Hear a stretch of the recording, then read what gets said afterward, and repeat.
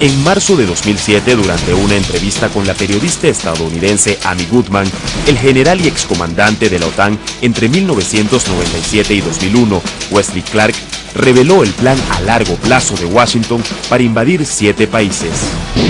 About 10 days after 9/11, I went through the Pentagon and I saw Secretary Rumsfeld and Deputy Secretary Wolfowitz. I went downstairs just to say hello to some of the people on the Joint Staff who used to work for me, and one of the generals called me and he said, "Sir, you gotta come in. You gotta come in and talk to me a second." I said, "Well, you're too busy." He said, "No." He says, "We've made the decision. We're going to war with Iraq." So I came back to see him a few weeks later, and by that time we were bombing in Afghanistan. I said, "Are we still going to war with Iraq?" And he said, "Oh, it's worse than that." He said, he reached over on his desk and picked up a piece of paper and he said, I just got this down from upstairs, meaning the Secretary of Defense's office today, and he said, "This is a memo that describes how we're going to take out 7 countries in 5 years, starting with Iraq and then Syria, Lebanon, Libya, Somalia, Sudan, and finishing off Iran." ¿Coincidencia o estrategia real? A juzgar por hechos concretos, se trata de un plan que se va cumpliendo meticulosamente. Año 2003. Irak es invadida en el marco de la guerra contra el terrorismo emprendida por el gobierno de George Bush. Año 2006. Líbano es atacado por Israel bajo la operación Recompensa Justa. El ejército israelí ensayó contra el pueblo libanés su más sofisticado arsenal bélico. Año 2006. Somalia es víctima de la agresión de Etiopía. Estados Unidos envió su portaavión Eisenhower al país africano, al que califica como bastión de grupos terroristas. Año 2011. Libia es bombardeada por la OTAN en marzo. En el mes de agosto se produce la toma de Trípoli, la capital. 2 meses más tarde, asesinan brutalmente a Muammar Gaddafi. Desde el año 1979, tras el derrocamiento del Shah de Irán Mohammad Reza Pahlavi, aliado de Occidente, y el triunfo de la revolución iraní, el país persa es objeto de sanciones y presiones por su supuesto desarrollo nuclear con fines bélicos. En la mayoría de los casos, se trata de países que han resistido a la hegemonía de la alianza Israel-Estados Unidos en la región y que poseen recursos naturales estratégicos. Desde marzo de 2011, el hostigamiento apunta hacia Siria, otro de los países que, de acuerdo con el general Wesley Clark, figura en la lista negra del Pentágono. ¿Se está repitiendo con Siria el mismo guión que terminó con la toma de Libia?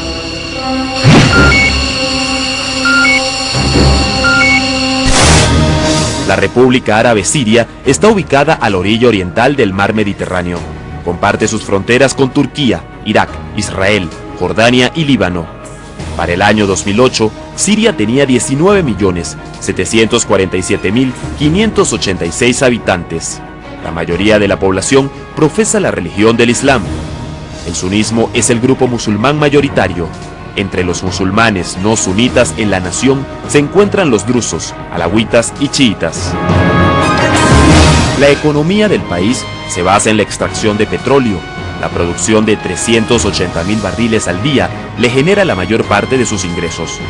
La nación árabe posee importantes reservas de gas natural, salgema y fosfatos. Los derechos del paso de petróleo foráneo por sus oleoductos le generan altos dividendos. Nosotros estamos en un país clave en la zona, un país estratégico, somos la llave de Oriente Medio. Si consiguen controlarnos, van a controlar a todo Oriente Medio. La ubicación de Siria en el mapa atrae las miradas de países occidentales, asiáticos y del propio Oriente Medio. Por el país árabe cruzan 2 oleoductos provenientes de Irak. Uno pasa por la ciudad de Homs y el otro por los Altos del Golán, territorio arrebatado por Israel a Siria en la Guerra de los 6 días. Ambos desembocan en el Mediterráneo. La zona costera de Siria representa uno de los principales obstáculos para el macroproyecto de oleoducto que llevará el petróleo de Bakú, en Azerbaiyán, a través de Turquía e Israel hasta Asia, presumiblemente hasta India. Parte de este proyecto se encuentra culminado. Su recorrido atraviesa Azerbaiyán, Georgia y Turquía, todos aliados de la OTAN. El oleoducto, inaugurado en julio de 2006, es considerado el más estratégico del mundo, ya que surte a los mercados occidentales. Sin embargo, para llevar ese petróleo desde Turquía a través de Israel hasta Asia, es necesario atravesar 400 kilómetros de costa siria y libanesa. Estos factores convierten a Siria en un enclave de interés para el Pentágono, que desde hace un tiempo viene hablando de la necesidad de remodelar el mapa del Medio Oriente. El coronel norteamericano retirado Ralph Peters revela que el plan de remodelación de las fronteras de esta región estaría enfocado en crear un gran Líbano que arrebate su costa a Siria, dejándola sin salida al mar. Después de la caída de la Unión Soviética, una fracción de la élite estadounidense, básicamente de los republicanos llamados halcones, decidieron que era una oportunidad para que nunca más volviera a erigirse una nueva potencia que les hiciera competencia. Y en ese sentido empezaron a rediseñar el mapa del mundo, no solamente para ser el único polo de poder internacional, sino también para tratar de adueñarse de los recursos naturales estratégicos, sobre todo energéticos, en diversas áreas del mundo. En lo que respecta al Medio Oriente, esta es una región clave porque están planteando aquí una relocalización geopolítica que se llamaría el Gran Medio Oriente. Es muy importante que para esta nueva estrategia que el gobierno de Siria ya no permanezca y que se ponga en su lugar a un gobierno mucho más dócil a los intereses de Washington. Desde su independencia de Francia en 1946, Siria ha mantenido una postura indeclinable a favor del panarabismo o unidad árabe, movimiento que en los años 50 del pasado siglo lideró el importante político egipcio Gamal Abdel Nasser.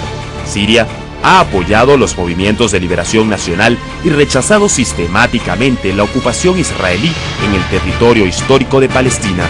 El problema que nosotros tenemos en la región es la interferencia de los extranjeros, las intervenciones muy amplias, sobre todo las intervenciones de Estados Unidos y sus aliados, que eso está en vía del dominio de Estados Unidos sobre la región de Oriente Medio. Asimismo, salvar el régimen sionista. Ellos quieren derrotar, digamos, el frente de resistencia frente al régimen sionista. Algunos momentos de la historia siria evidencian la postura de Estados Unidos y sus aliados frente a esta nación árabe. En 1948, Siria hizo parte de las fuerzas árabes que enfrentaron a Israel por la ocupación a Palestina. En 1957, denuncia la doctrina Eisenhower promulgada por Estados Unidos para combatir la presencia comunista en Medio Oriente. Desde 1963, el Partido del Renacimiento Árabe Socialista, conocido también como Baas, gobierna la nación. En 1967, tras la derrota de la coalición árabe que vuelve a enfrentar a los israelitas en la Guerra de los 6 días, Israel toma posiciones en los altos del Golán pertenecientes a Siria. Gran Bretaña y Estados Unidos apoyaron activa y abiertamente a Israel. En 1981, Israel se anexiona oficialmente los altos del Golán sirios. Durante la década de 1980, Siria fue uno de los pocos países árabes que apoyaron a Irán en su larga guerra con Irak. En el 2002, Washington incluyó a Siria en la lista de países que integran el llamado Eje del Mal, por supuestamente apoyar grupos terroristas y desarrollar armas de destrucción masiva que podrían ser empleadas contra Estados Unidos y sus aliados. Las mismas consideraciones han pesado contra Irak, Irán, Corea del Norte, Libia y otros. No es un secreto que la cabeza del régimen está solicitada hace décadas, no es algo nuevo. Pero ellos aprovechan cualquier, como decimos, circunstancia, cualquier tiempo para acabar, se pueden acabar con el régimen de resistencia como nuestro, que está a favor, en pro de los derechos del pueblo árabe, de apoyar las resistencias contra la ocupación extranjera. Sabemos que está aumentando esta ocupación extranjera, poco a poco, no es más el caso Palestina, sino también tenemos Irak, tenemos hoy Libia, tenemos Sudán, y la lista está abierta.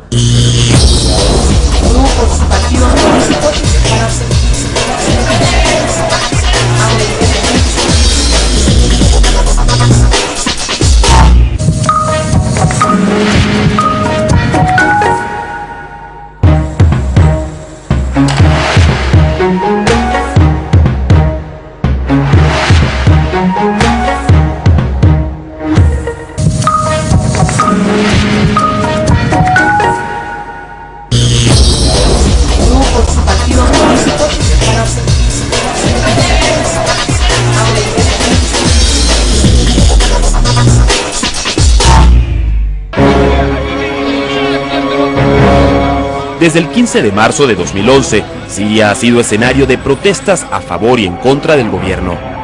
Mientras los medios internacionales han privilegiado la matriz de opinión que tiende a mostrar el caso sirio como una rebelión popular generalizada que se inspira y forma parte de la resistencia frente a los gobiernos totalitarios del mundo árabe, muchos especialistas afirman que, en efecto, hay sectores sirios descontentos con el sistema político actual, pero niegan su alcance nacional y los califican de minoritarios.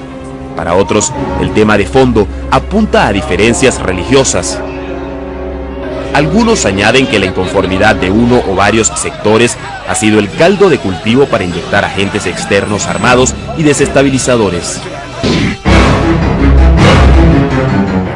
Entre tanto, Bashar al-Assad ha denunciado reiteradamente que la violencia en las concentraciones es promovida por bandas armadas de mercenarios financiadas desde el exterior.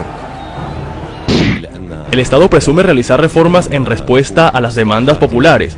Sin embargo, la realidad es que las fuerzas de seguridad y los servicios de inteligencia nos reprimen y privan de nuestros derechos y libertades. Queremos manifestar nuestra lealtad a nuestro líder Bashar al-Assad y su plan de reformas. Nos aferramos a la unidad nacional y rechazamos cualquier intervención, ya sea árabe u occidental, y repudiamos las resoluciones del Consejo de Seguridad de la ONU y de la Liga Árabe. Siria es un mosaico de diferentes comunidades y al mismo tiempo un modelo extraordinario en la que todas las comunidades religiosas han coexistido de manera pacífica los unos con los otros desde el siglo VIII.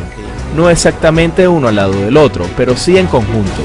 Entonces se pretende crear una guerra civil sobre esas bases. En respuesta a las demandas de algunos sectores de la población, el presidente al-Assad ha llamado reiteradamente al diálogo y emprendido reformas orientadas en la creación de nuevos partidos políticos y la descentralización del poder. No podemos quedarnos sin reformas. Naturalmente, quedarse sin reformas es un acto que podría destruir el país. El principal desafío es el tipo de reformas que queremos, y esto lo determinará el pueblo sirio mediante el debate en torno a las leyes planteadas. Pese a los esfuerzos por atender las demandas de cambio, las fuerzas opositoras siguen organizando manifestaciones fuertemente armadas en las que han muerto tanto población civil como efectivos del ejército sirio. Aunque los medios no mencionen a estos últimos en sus noticias, la mayoría de las veces. Consideramos que el pueblo de Siria es muy cercano al pueblo turco. Debido a que los consideramos nuestros hermanos y hermanas, no podemos permanecer sin reaccionar ante lo que está ocurriendo allá. Hacemos un llamado para que no hayan más muertes de civiles y para que esta situación sea detenida tan pronto como sea posible. En febrero intentaron derrocar el régimen, llamaron masivamente a revolución, no consiguieron. En marzo llamaron para el 15, tampoco funcionó. 2 días después escogieron un incidente que estrelló en Daraa y empezaron a complicar con la prensa, y desde la primera semana empezaron a hablar de un esquema de intervención humanitaria para proteger la población civil. En aquel momento hubo menos de 4 muertos. Desde la comunidad internacional también han habido diferentes posturas. Estados Unidos y la Unión Europea impusieron durante el 2011 a Siria nuevas sanciones, particularmente económicas. En el mes de mayo de 2011, Washington bloqueó las cuentas y propiedades que tienen en Estados Unidos el mandatario sirio y otros 6 funcionarios de alto nivel de su gobierno. El discurso enfilado contra Siria desde la Casa Blanca ha tenido como principal propósito la dimisión de Bashar al-Assad. Si ha explotado la violencia en Siria, eso no es culpa de la Liga Árabe. Tenemos que culpar a quienes en realidad son responsables, y en este caso es Al-Assad. Es imposible culpar a la presión ejercida por otros países. Es más, creemos que la presión internacional sobre Al-Assad en realidad está teniendo efecto en el sentido que le está ayudando a Al-Assad a darse cuenta y facilitarle la decisión de tener que renunciar. Incluso, la secretaria de Estado de Estados Unidos, Hillary Clinton, afirmó en el mes de noviembre durante una entrevista a la cadena NBC sobre la posibilidad de una guerra civil en Siria. Creo que podría haber una guerra civil con una oposición muy centrada, bien armada y que con el tiempo estará bien financiada y que está, si no dirigida, ciertamente influida por desertores del ejército. Pero las presiones de Washington contra Siria no son recientes. En 2002 fue presentada ante el Congreso y el Senado estadounidense la ley llamada el Acta de la Responsabilidad Siria y de la Restauración de la Soberanía Libanesa, aprobada en ambas cámaras en diciembre de 2003. Dicha ley dicta sanciones económicas norteamericanas contra Siria desde el 11 de mayo de 2004 por considerar al país árabe como una amenaza para la seguridad nacional norteamericana, para su política exterior y para su economía. La normativa autoriza la confiscación de los bienes y propiedades de ciertas personalidades sirias y prohíbe la exportación y la reexportación de productos al país. Una política similar fue aplicada contra Cuba en los años 60 del pasado siglo y en el caso de Irak fue implementada justo antes de ser invadido y ocupado militarmente. A las presiones contra Siria en materia económica se unió la Liga Árabe. 19 de sus 22 miembros votaron a favor de suspender a Damasco de la organización. Es de esperarse que en el problema de Siria, en lugar de apoyar al presidente sirio, que pues es constitucional y legalmente presidente de su país, están llevando a cabo una política de apoyo a las potencias occidentales en contra del interés nacional de Siria. Esto lo vimos también con Libia. Fue el mismo patrón de actuación. Condenaron a Gaddafi y posteriormente esto dio pie a que se quedara aislado y se diera paso a la invasión.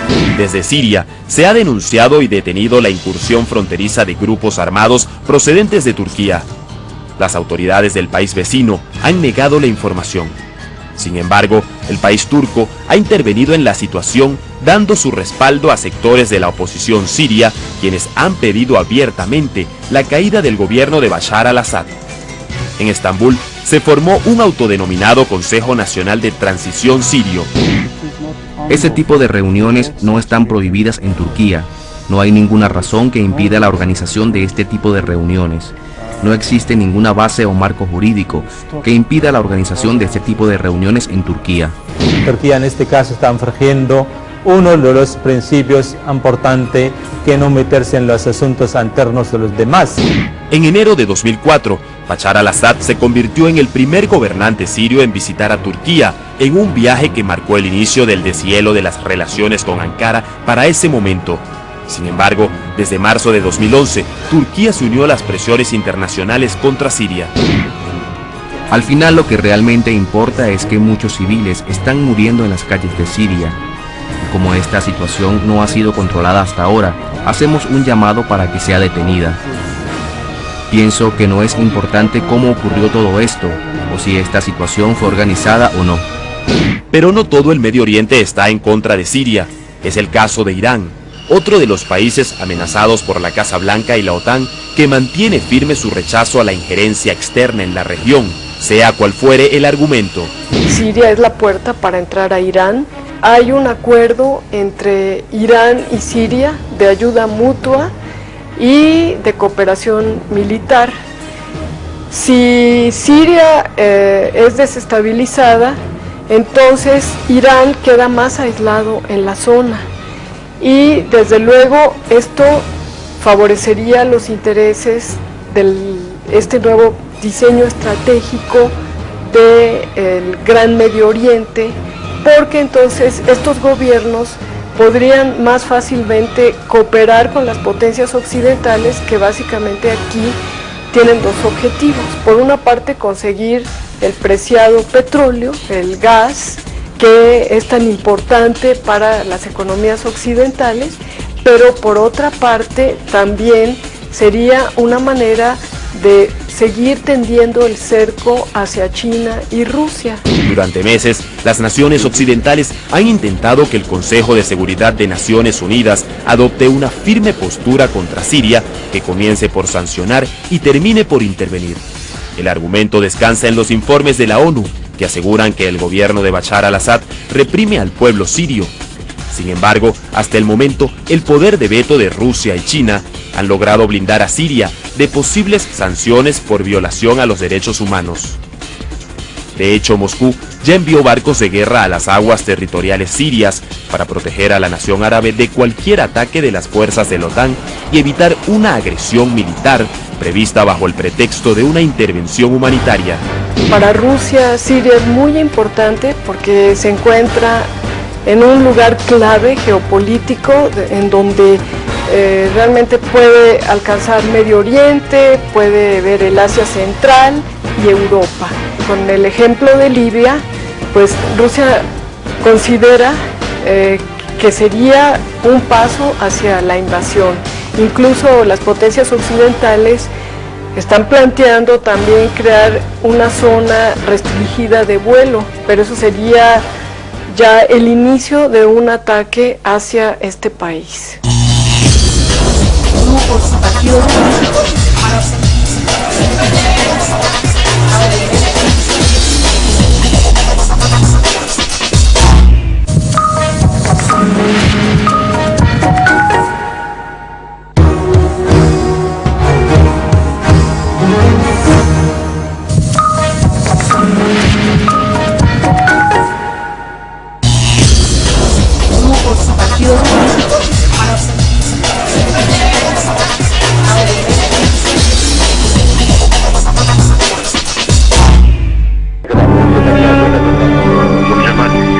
La cobertura mediática sobre lo que ocurre en Siria ha generado una matriz de opinión que tiende a equiparar los sucesos en este país árabe con una revolución al estilo de Túnez o Egipto.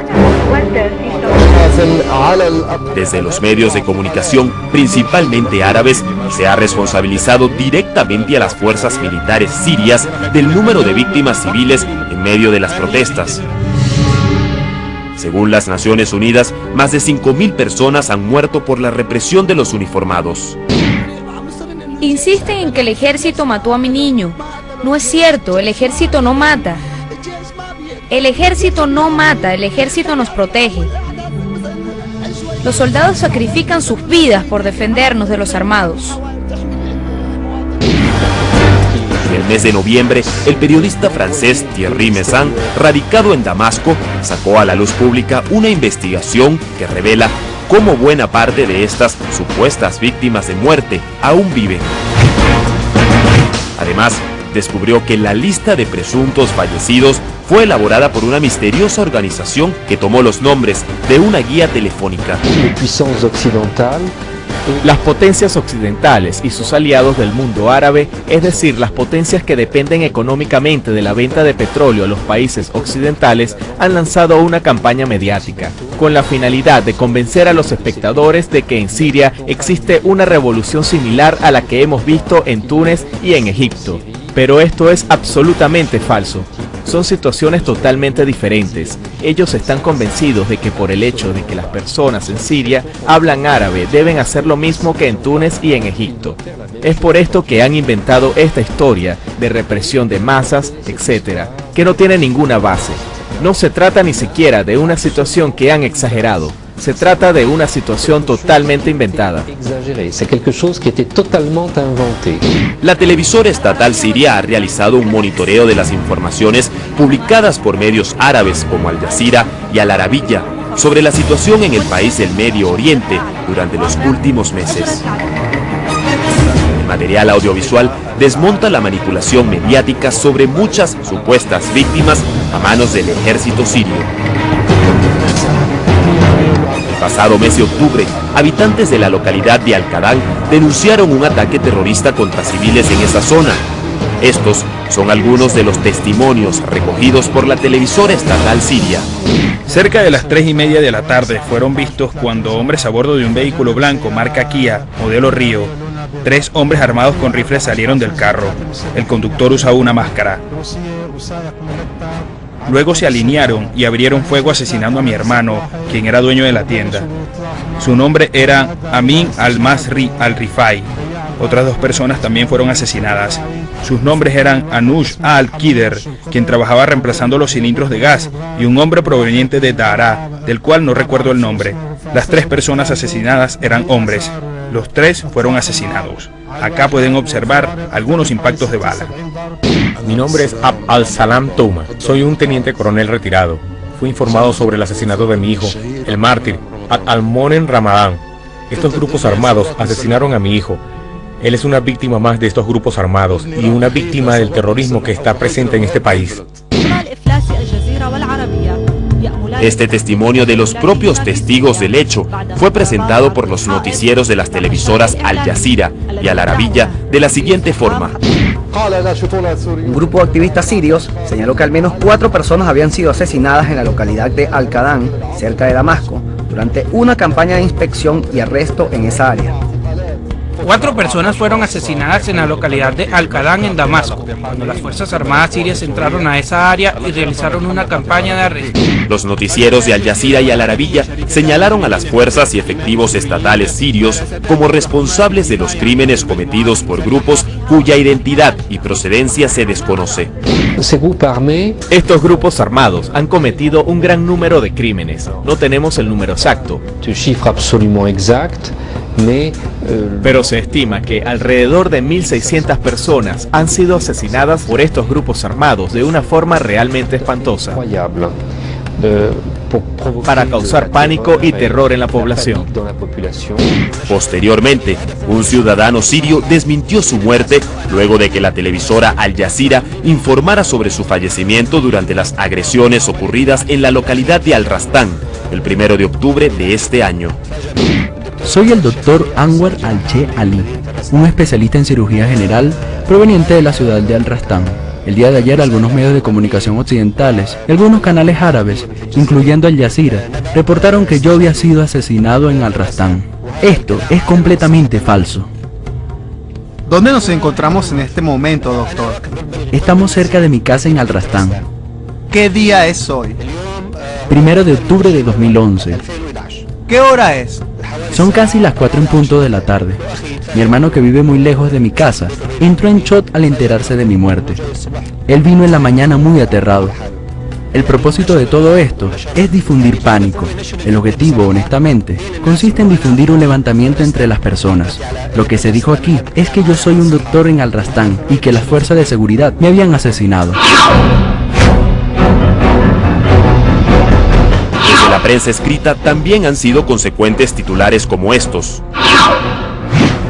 El dictador de Siria ataca a la oposición con tanques militares. Represión en Siria dispersa a la población. El dictador de Siria. Al calor de la revolución árabe.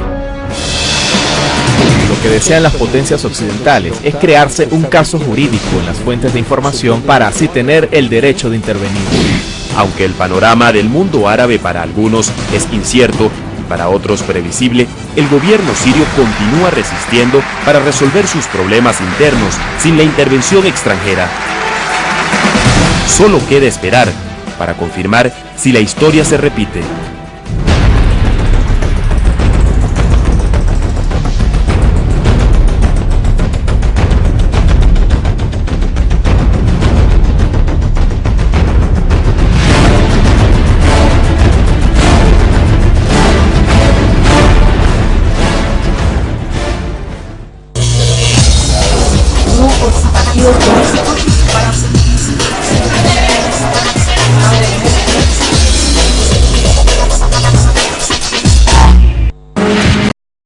Estratégicos. Desde marzo de 2011, el hostigamiento apunta hacia Siria, otro de los países que, de acuerdo con el general Wesley Clark, figura en la lista negra del Pentágono. ¿Se está repitiendo con Siria el mismo guión que terminó con la toma de Libia?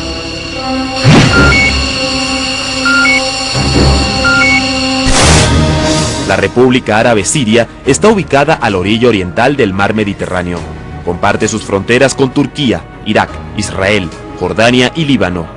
Para el año 2011, Libia es bombardeada por la OTAN en marzo. En el mes de agosto se produce la toma de Trípoli, la capital. 2 meses más tarde, asesinan brutalmente a Muammar Gaddafi. Desde el año 1979, tras el derrocamiento del Shah de Irán Mohammad Reza Pahlavi, aliado de Occidente, y el triunfo de la revolución iraní, el país persa es objeto de sanciones y presiones por su supuesto desarrollo nuclear con fines bélicos. En la mayoría de los casos, se trata de países que han resistido a la hegemonía de la alianza Israel-Estados Unidos en la región y que poseen recursos naturales. We've made the decision we're going to war with Iraq. So I came back to see him a few weeks later, and by that time we were bombing in Afghanistan. I said, are we still going to war with Iraq? And he said, oh, it's worse than that. He said, he reached over on his desk, he picked up a piece of paper, he said, I just got this down from upstairs, meaning the Secretary of Defense's office today, and he said, this is a memo that describes how we're going to take out 7 countries in 5 years, starting with Iraq and then Syria, Lebanon, Libya, Somalia, Sudan, and finishing off Iran. ¿Coincidencia o estrategia real? A juzgar por hechos concretos, se trata de un plan que se va cumpliendo meticulosamente. Año 2003. Irak es invadida en el marco de la guerra contra el terrorismo emprendida por el gobierno de George Bush. Año 2006. Líbano es atacado por Israel bajo la operación Recompensa Justa. El ejército israelí ensayó contra el pueblo libanés su más sofisticado arsenal bélico. Año 2006. Somalia es víctima de la agresión de Etiopía. Estados Unidos envió su portaavión Eisenhower al país africano, al que califica como bastión de grupos terroristas. En marzo de 2007, durante una entrevista con la periodista estadounidense Amy Goodman, el general y excomandante de la OTAN entre 1997 y 2001, Wesley Clark, reveló el plan a largo plazo de Washington para invadir 7 países. About 10 days after 9/11, I went through the Pentagon and I saw Secretary Rumsfeld and Deputy Secretary Wolfowitz. I went downstairs just to say hello to some of the people on the Joint Staff who used to work for me, and one of the generals called me and he said, "Sir, you gotta come in and talk to me a second." I said, "Well, you're too busy." He said, "No. He says,